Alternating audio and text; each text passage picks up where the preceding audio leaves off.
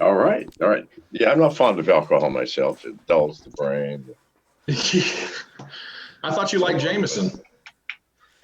Jameson. Yeah, fuck that. I was actually gonna get some Here's Jameson to drink. here's the empties for today. Okay. Here's the one that's almost empty. All I right. actually brought a bottle of Blanton's for you. I'm not sure if you've ever had Blanton's, but it's some of the I've best. had everything under the fucking sun, my friend. But That's yes, awesome. That is awesome. All right, hold on a sec. So, thank you very much for joining us on the Ghost Walk experience. well, thanks for having me. Yeah, you're a huge role model of mine. You know, we share similar predilections, and less than half of our girlfriends have tried to kill us. Really? Well, Yeah. I think less than half of mine was trying to kill me. So we have something in common. Definitely something in common. All Also, the right. privacy stuff with. Okay, go ahead and start Oh, recording, Jen. so I'm gonna hit the live record. Do you mind if we start recording right now? Well, I don't know. Hey, Janice, do you mind if we start right now? What time is it right now? Hit the 3:02. fucking button. Hit the fucking button. All Please. right. Okay, so we are now recording live with very special guest John McAfee here. So on the Ghost Walk experience, we have a very unique tradition where we bring a drink to commemorate the guests that we have on our show. So today I brought a brew from Late Start Brewing. Very nice gentlemen over here at Late Start Brewing who gave us these free beers to drink on this show. So Your sponsors. yeah, thank you very much to the guys at Two, Late Start two guys. Brewing. sponsors. Two sponsors. Two sponsors. What about you guys? Chase, what'd you bring? I brought some Blanton's Kentucky bourbon. It's some of the best bourbon you can get around. It's one hell of a drink. I live in The Kentucky, best so thing, the best bourbon or the best scotch, the best Irish whiskey or the best vodka is the vodka that you don't have to pay for. I'm sorry. Again, hats off to our sponsors. Hats off to our sponsors. Thanks again, Nick, over at Cornhouse Brewery in Tampa.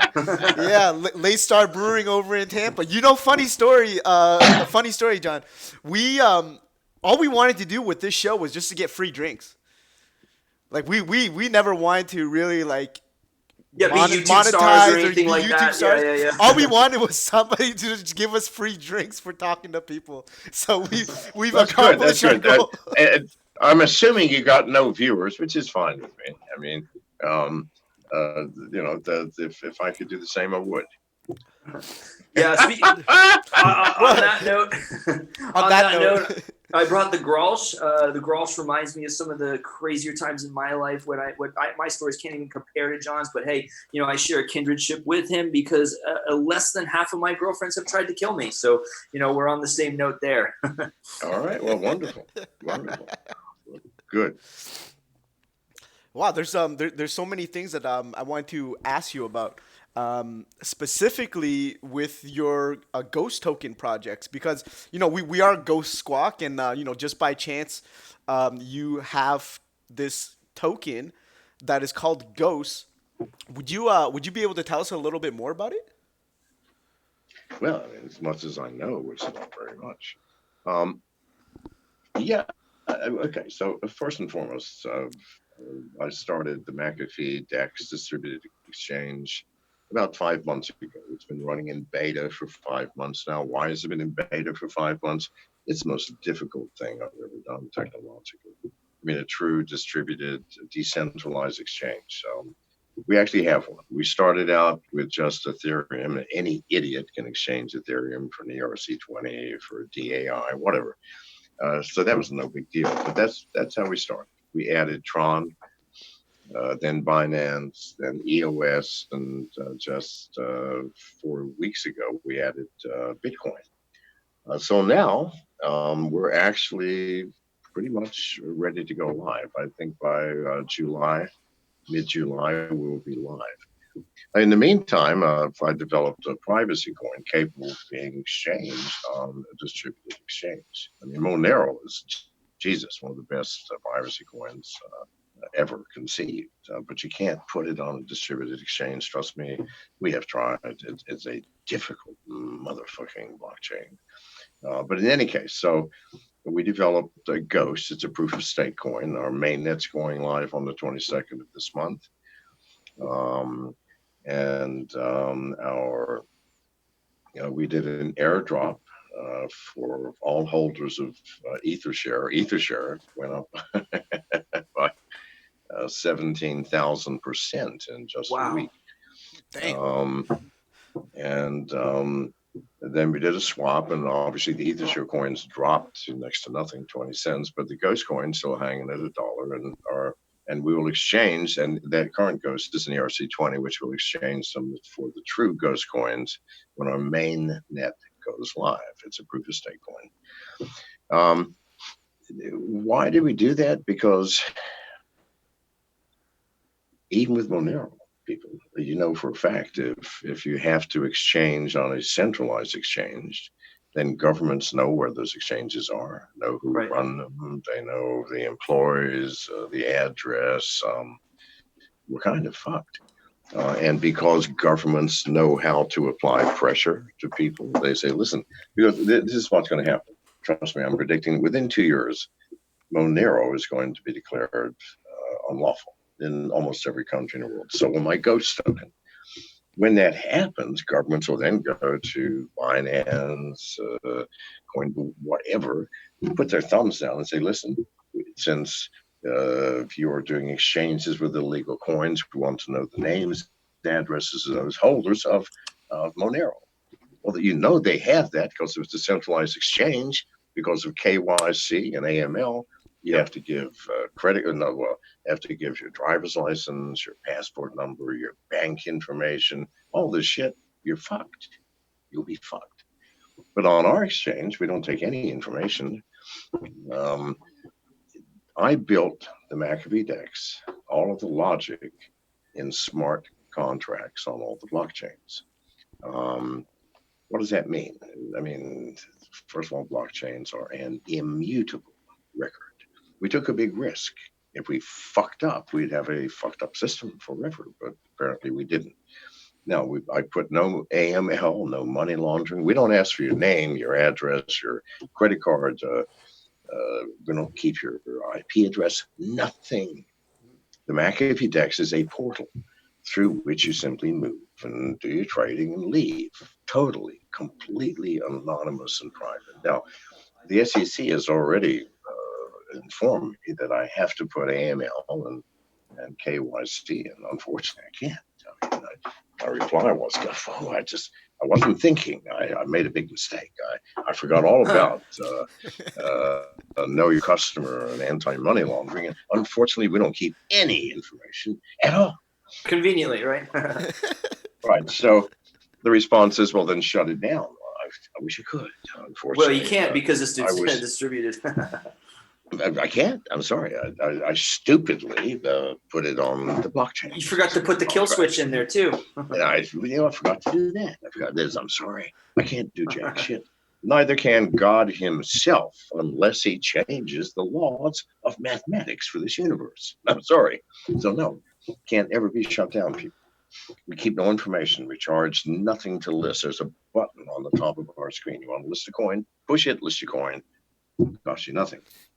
We charge no maker fees, only 0.25% of taker fees, and that was supposed to fund development. It never will. I'm sorry, we weren't thinking, but nevertheless, it's there. And it's open source. And the Ghost coin, the source will be released on the 22nd of this month. We told people that it was a fork of PIVX. It's not. Why did I say that? Well, because I didn't want the government or anybody else trying to do an end run and shutting down Ghost before we got up and running. No, we have it's a brand new blockchain, people. It's like something we've never fucking dreamed of, with features that you can't imagine. And this is my gift to the fucking world. Take it or not. That's incredible. Right. Does your exchange have APIs that we can connect to and run our own programs and connect to platforms with it? Fuck yes, dude! It's open fucking source. I mean, All right, perfect. you may do anything you want with it. You can create your own exchange and call it yours, and by merely copying our source and taking our name out. I don't give a flying fuck. I really don't. Okay, Nice. it's open source. It's open source. So then you'd be open to us kind of taking on because we have Ghost Squawk and you have the Ghost Coin. It's kind of like you may do. Let me tell you. Okay, let me tell you my big project. Okay, these are tiny things that I've been working on. My big thing, which is coming out in 2 months, is the Ghost phone. Now, all right. That's been a project you've been working on for quite a while, hasn't it? It has been 5 fucking years. You know how hard it is. Now, in the meantime, technology caught up. And I don't know if you guys have heard of or know what software sims are. Software sim. Anybody heard of that? Yep. No, it's so disappointing. But anyway, you will. So now, the newer phones like the Samsung S20, any iPhone that's been put out in the past 5 months, the new Google, what the fuck is the name of that phone? Anyway. Oh, I think I know where you're getting at with this. Are you talking about using SIM-less cell phones? Yes. Software-based SIM cards. Yes. Okay, I know exactly what you're talking about now. Yes. Now, why were they invented? Well, to give greater control to Google and others to find out where the fuck you are. Do you understand? Well, unfortunately, they didn't dream of someone like me existing in this world. So I go, let me think this through. I'm using it for the opposite. So we're not building a phone anymore.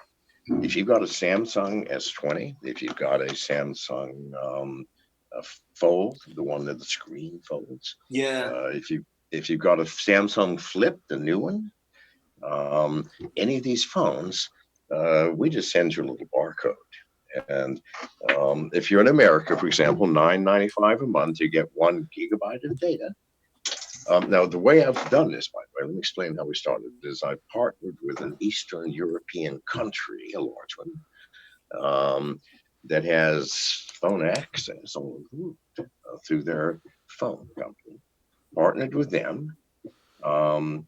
They have created the world's first telephone company-owned virtual private network. Wow, that's crazy. So, just for us, for the Ghost phone.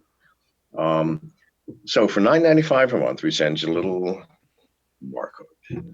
You download the app from Google Play or wherever Apple people get their fucking apps, wherever. I'm not fond of Apple. Scan it, and then you've got a 1 gigabyte for $9.95. As long as you're using data, no power on Earth can locate you. They're not going to know not just what street corner you're on, not what city you're in, not what country. Not even what country, yeah. Nothing.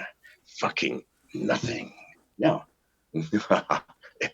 this may last, I'm giving it 6 to 10 years before governments figure out how to disable it. But well, God damn it, that's going to give us some time for free. Exactly. Because what is the biggest problem? Where we are. Everybody knows where you fucking are all the time. Google can locate your ass within 30 feet now. When 5G comes, within 30 inches. And this is the problem. I mean, governments during the coronavirus plague were talking about software that can track everybody's movements, who they came in contact with, when, and so on. Well, doesn't that scare the shit out of you? Apple just recently. It should, but a lot of people don't care. Apple just recently updated their API for the contract tracing in one of their most recent software updates. Yeah, but see, here's the problem. If you take a newer Apple phone and you download our app and scan the thing, Apple doesn't know shit about where you are. Nobody knows. A&T doesn't know shit. The government doesn't know shit. Google doesn't know shit. Now, I am going to get some flack for this, people. You know this.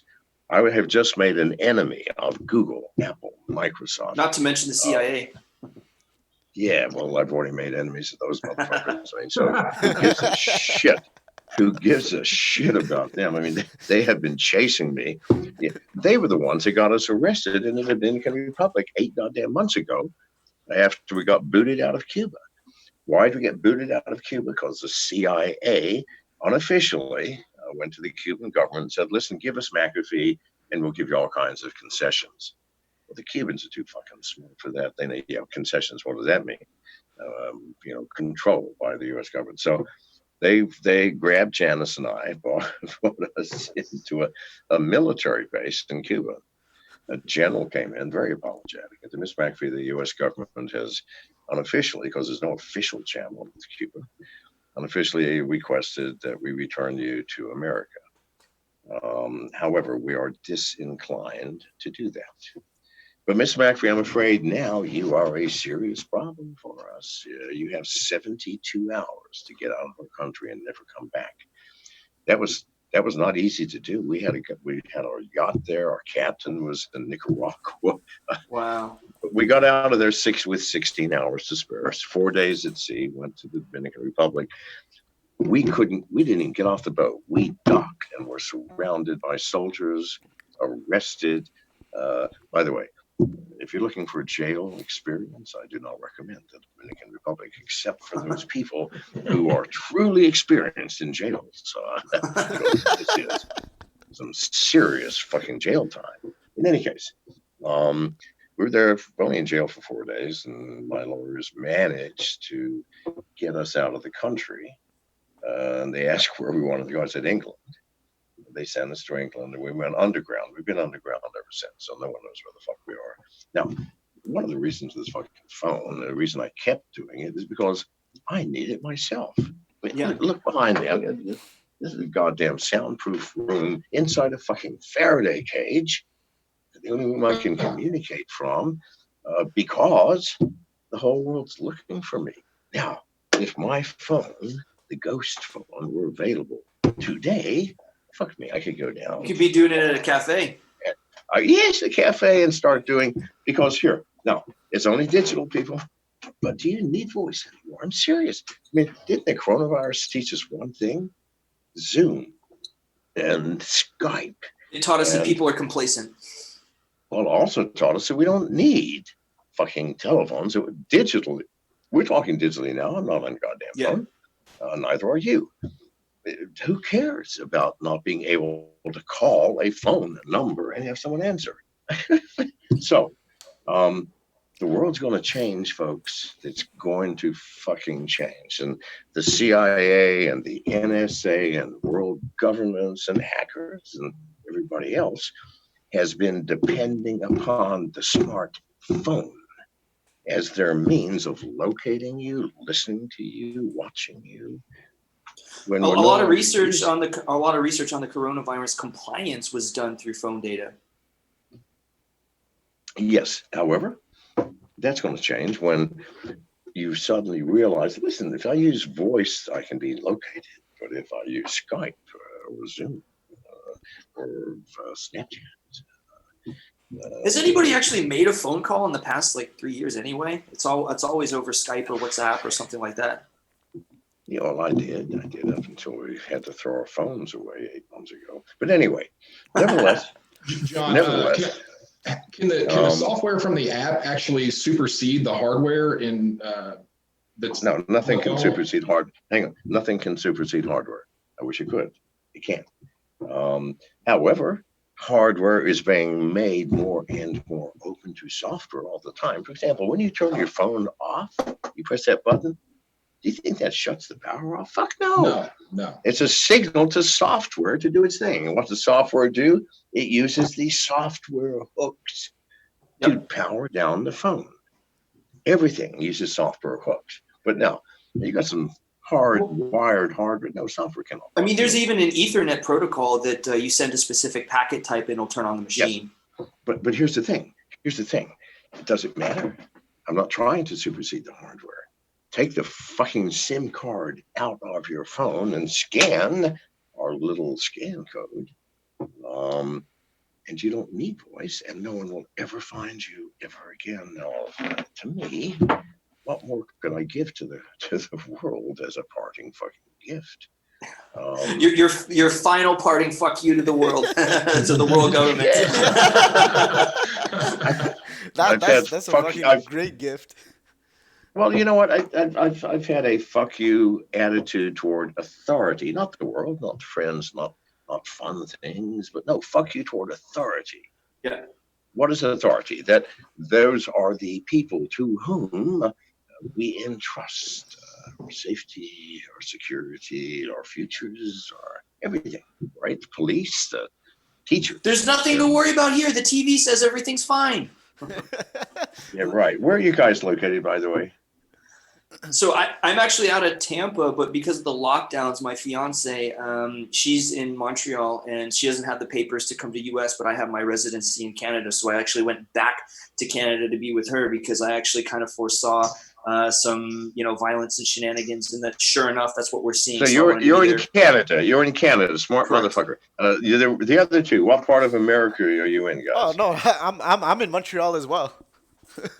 What? Nobody in America? Okay. U.S. I'm in Kentucky. All right. Well, you're in Kentucky? Yeah. It's all right. I've heard nothing about Kentucky. Now, are there riots anywhere in Kentucky? Louisville, yeah. Anything? Louisville actually had some stuff going on the other day. I think there were 7 shootings. It's actually strange. The city there has the murder rates actually surpassing Chicago's now. There's just a lot of crime there, but it's nowhere near where I'm at. It's all the fucking horses in Kentucky. I really believe horses. Horse lives matter. Horse lives matter. Yeah. I don't know, man. Let me tell you, we formed a bond with the horse in the mid 1800s, and the horse and its rider, especially in the West, were one thing. I mean, think about it. You lost your horse, man. You lost your fucking life. Are you gonna have to hike 800 miles to the next fucking town? No. So, and we somehow formed a bond, a commitment rather than a bond, and we abandoned that fucking commitment. Now what do? We have horses for pleasure, for watching them race. Horses are pissed off, I'm telling you now. We've got more horses per capita in Kentucky than anywhere. I'd move to, if I were you, Virginia or Delaware. Ain't no horses in Delaware.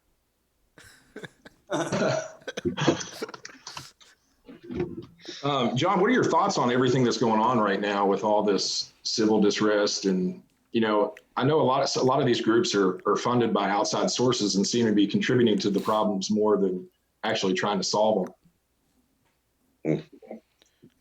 Well, I think what's contributing to our problems more than anything else is our government is using verbiage like yesterday.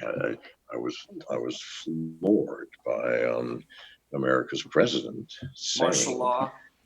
No, it didn't say martial law. He said, "We will dominate the American cities." Didn't say we're going to cause peace or we're going to bring law. No, dominate was the fucking word. Now, I mean, it is Trump after all, and it's possible because it is a 3-syllable word. Dominate. It's possible that was his word of the day. You got a calendar, learn a new word a day. Today, Tuesday, what's away? Dominate, and it has to pronounce it. And so you got to use it 2 or 3 dozen times in order to remember. So it's possible he was just using the word, but unfortunately, I think not. I think he actually meant the government is going to dominate. Sure. Don't you think the timing is a little too coincidental? This happening after 2 months of confinement, when people are going stir crazy anyway, and it's just kind of like the match that. That's the crazy thing. So. I mean, like, people were stuck inside their house without work and no fault of their own. Well, that along too with the greatest redistribution of wealth that our country's probably ever seen on that. Was it not $2 trillion got redistributed? What did they do? They created it out of the fucking thin air and then distributed it. We're a financial... Distributed it. Yes, to their fucking friends, family, and goddamn neighbors. Justin fucking son got $2 million. And that motherfucker paid $4 million for a 2-hour lunch with Warren Buffett. Now, please, God, you tell me that this is not some special interest shit happening. This Anyway, you some ask a crazy question. shit. You ask, is it not convenient or coincidental? No, I don't believe that this is some vast overarching conspiracy. I think people just didn't think. I mean, you lock people up for 2 fucking months in their house, What do you and you think's going to expect happen? them to come out without resentment, anger, frustration, fuck me. All it took was one little spark, and that spark happened to be the poor gentleman in Minneapolis that we unfortunately got to watch for 8 goddamn minutes. Now, Yeah. that's all it took, a spark, and suddenly the anger, which is looking for a release. I mean, fortunately, many of us did not shoot our spouses or something else during this, but we still want to shoot something. And then suddenly you've got a reason. I think governments are just too stupid to understand. And why are they stupid? You're not going to like me, people. It's because I think the great experiment of democracy, which began in America in 1776, might have run its course. Because if you look at what we are electing, are we electing the most brilliant people on the planet? Are we electing people who can solve problems? Or are we electing people who are willing to pay $100 million to get a job paying $300,000? Yeah. For what reason? Well, use your common sense. Every congressman in America is a multi-millionaire, provided they've been there more than 4 years. They didn't start out as multi-millionaires, but check it, please God, Google it. Every congressman, every senator. Sure. What's up with that? It's the profligate hypocrisy too. It's like Bernie Sanders telling us, how to live, in socialism and all that, while he has 3 mansions. But let me give you an alternative, because the alternative is what is the reality under which you're living, whether you like it or not.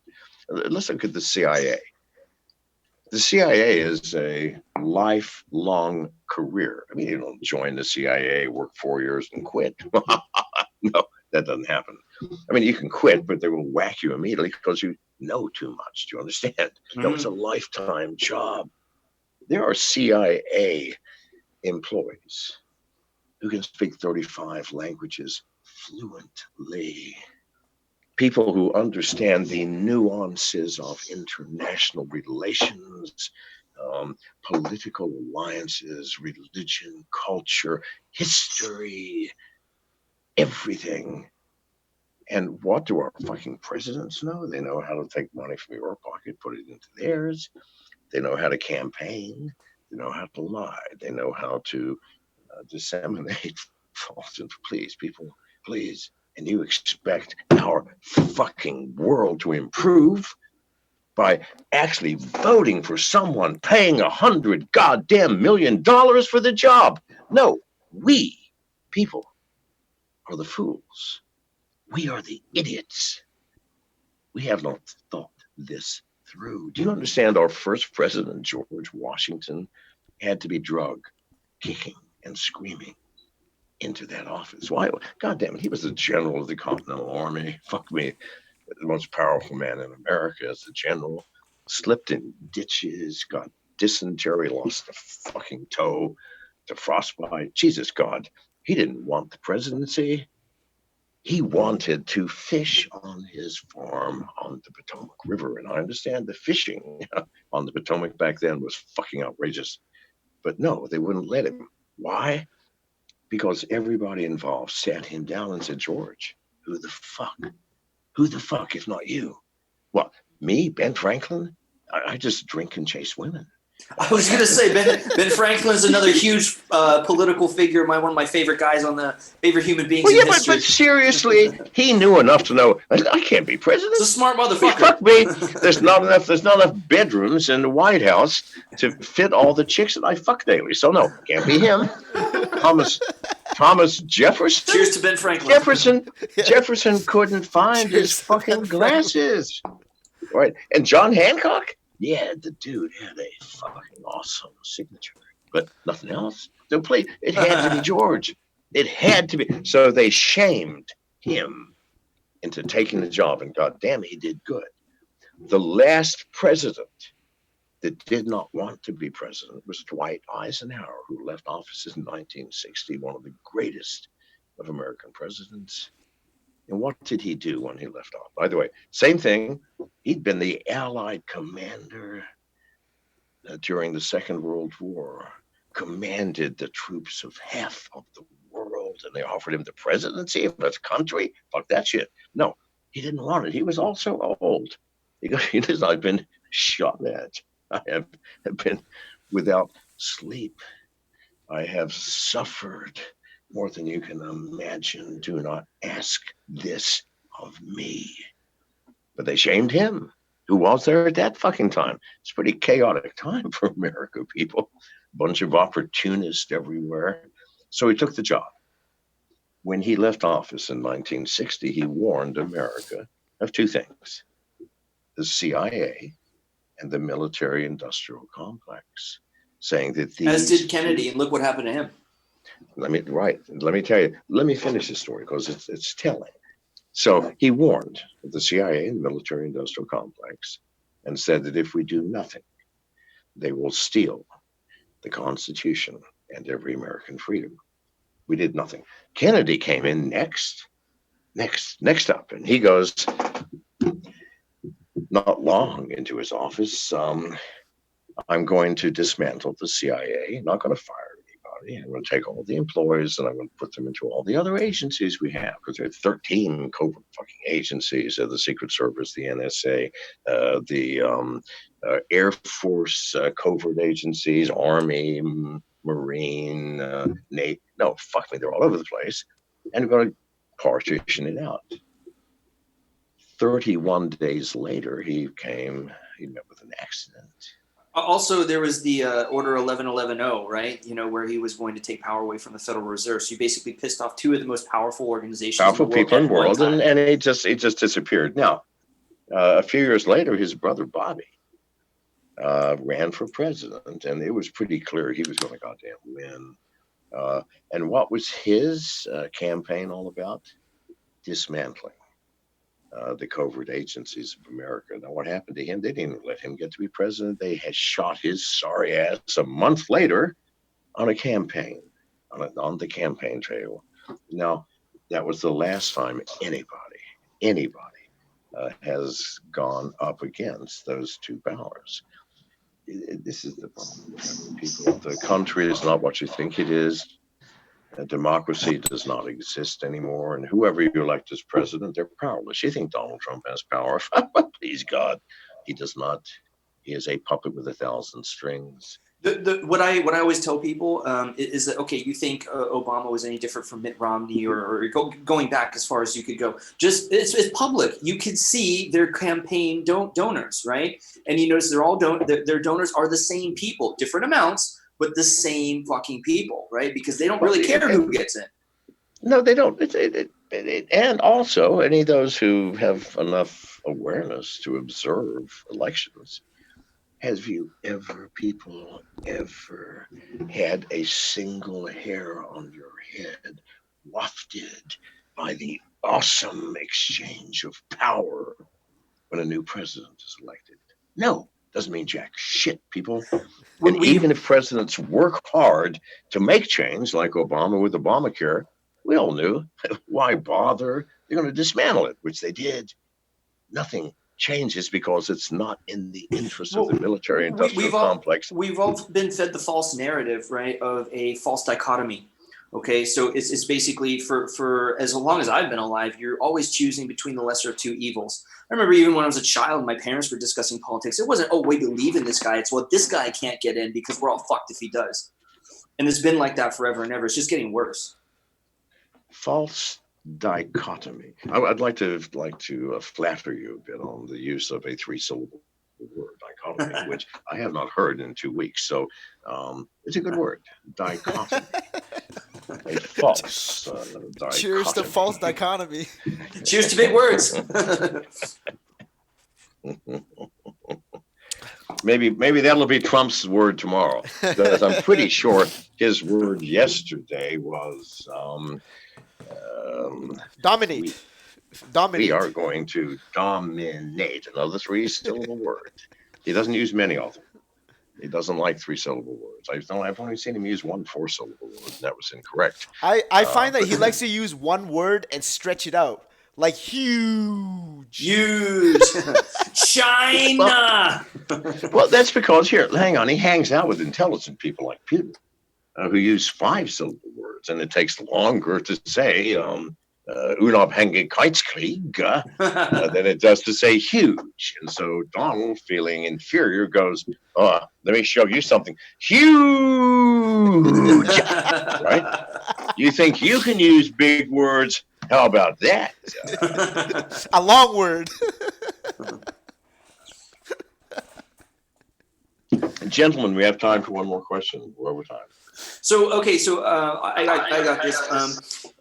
Somebody's microphone is there. We go. So my background is fairly similar to yours in the sense that I was from physics and math. I worked really hard to start this company that we have. We're doing natural language processing applied to the headlines. We're teaching people about finance. Do you have any advice for young entrepreneurs like ourselves to succeed? Or are we just fucked? Why do you people always come up with serious fucking questions? Oh, okay. I'll give you another questions. one. What sidearm are you rocking? No. Come on. This is a serious question. It's a good one. It needs a serious answer. Whoa. First and foremost, very few successful businesses started with a plan. Very few. Certainly. We call that the DC way. We just wing it. We call it douche. Do shit till it works. That's fine. But yeah, okay, because what works is opportunism. I'm sorry, that's just what it is. I mean, a smart person with a very clear head, watching carefully everything that crosses his attention. In my case, I was just working for Lockheed, and my brother-in-law in San Jose read me a little article on the back page of the San Jose Mercury News in August of 1987, saying, "Hey, listen to this. There's this new thing called computer virus." And I go, "What?" I grabbed the paper, read the article. No one had ever used the word computer virus before, other than John von Neumann. John von Neumann. Did he? Yeah, he wrote about it. Yes. Well, see, I'm unaware of that, but certainly we'd never seen one until 1987, when two brothers in Pakistan wrote a thing called the Pakistani brain, and they called it computer virus. It's inside the virus, the text. So I got a copy from a friend at Stanford the next day, disassembled it, and I was awestruck. The world's first artificial intelligence, really, because what are viruses? They're artificial intelligence. What are they? Living things.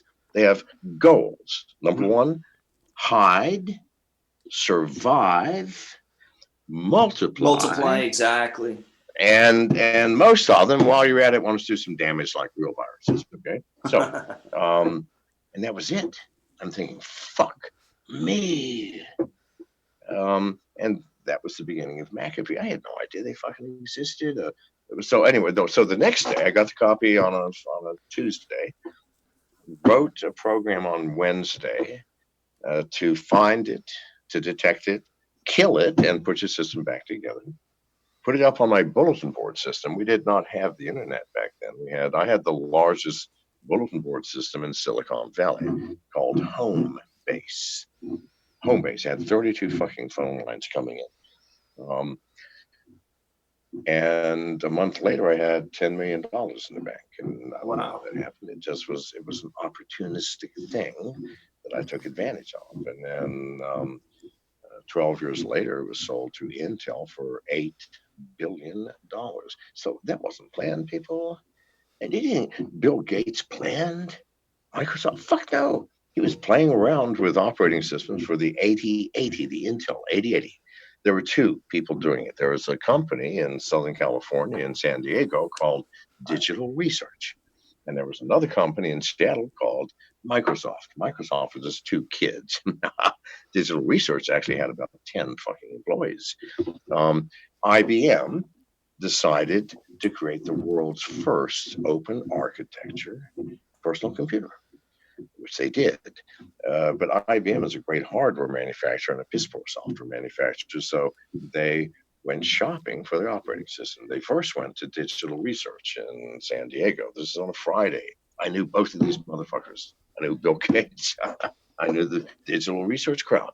So they went to Digital Research on a Friday morning and presented the crew with an opportunity. Listen, we're going to give you jack shit for your operating system. However, we're going to open up our architecture, and which will mean that you will own the operating systems for the largest personal computer in the world. And the Digital Research people go, well, we got to get our lawyers on this. And I said, we don't have time. They packed up, went up to see Bill Gates, gave him the same offer, and he said, where do I sign? Do you think he planned that? Fuck me. Had his competitors signed, Bill Gates would have been a footnote in history. Some young kid that failed at his first business opportunity. He may have gone on to build something else. I don't know if I know, but no, that was an opportunity. There are no successful people in the fucking world who got there from a fucking plan. So this is my advice. If you've got a plan, piss on it and get something else. Nice. All right. Well, that's why we do Thank shit you the very DC much. way. So, thanks, John. Really Thank appreciate your you very time. much, John. John, for coming on to the Ghost Squawk experience. Thank you very much for Miss Janice for hooking us up. And shout Thank you, out Miss to Janice. shout You're outs to Rude welcome. Boy V. Rude Boy V on Twitter for getting us in contact with McAfee's team. Very much appreciate. Thank you very much for your time. All right. Thank you, there. Bye bye. All right. Have a Take great care. All right. What a show. Hold on, let me see. All right, I just stopped recording. Stop recording. What a fucking show. That was amazing.